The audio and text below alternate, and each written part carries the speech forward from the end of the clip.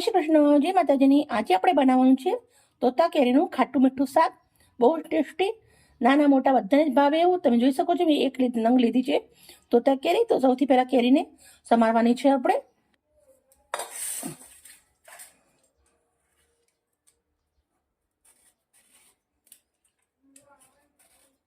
કેરીને આપણે છોલી લેશું। તમે છોલ્યા વગર બી બનાવી શકો છો। ઘણીવાર અમારે ત્યાં છોલ્યા વગર બનાવીએ છીએ, પણ મને છોલેલું ભાવે છે એટલે હું છોલેલી કેરી છોલું છું।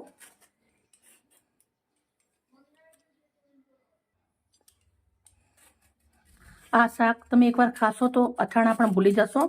એકદમ ચટપટું, બહુ જ સરસ લાગશે।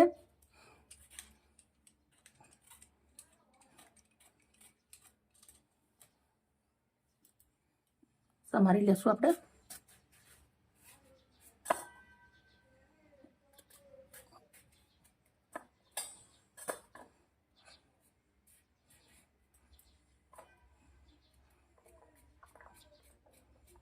હવે નાની નાની કટકી કરું છું હું।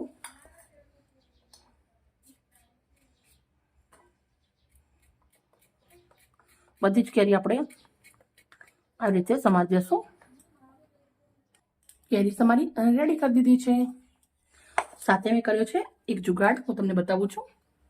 કોઈને કહેવાની નહીં, આવી રીતે કેરી લઈ લેવાની, પછી આવી રીતે થોડું એવું મીઠું ભભરાવાનું, પછી થોડું એવું મરચું લેવાનું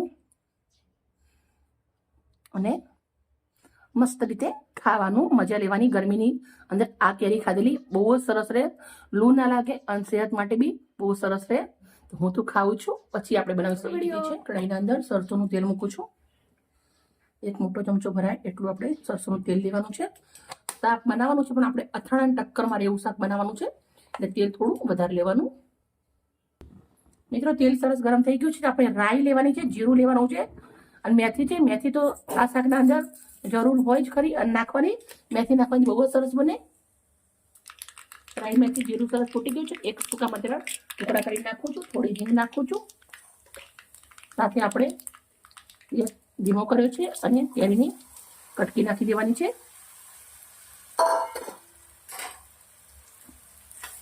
મસ્ત મિક્સ કરી દેશું અને ધીમા તાપે આપણે આને 5 મિનિટ પહેલા તળવા દઈશું।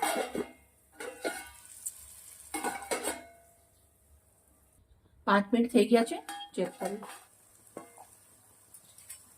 કેરી સરસ મજાની ગરવા મંડી છે। હવે મસાલા કરીશું આપણે।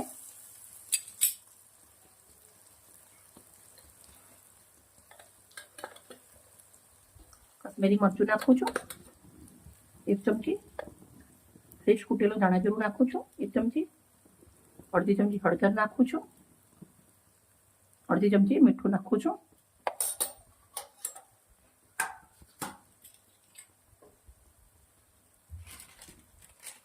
થોડોક એવો રાઈના કોરિયા નાખું છું, રાઈ મેથીના। હવે આપણે આને મિક્સ કરી દઈશું। સાથે આપણે નાખવાની છે 4 ચમચી ખાંડ।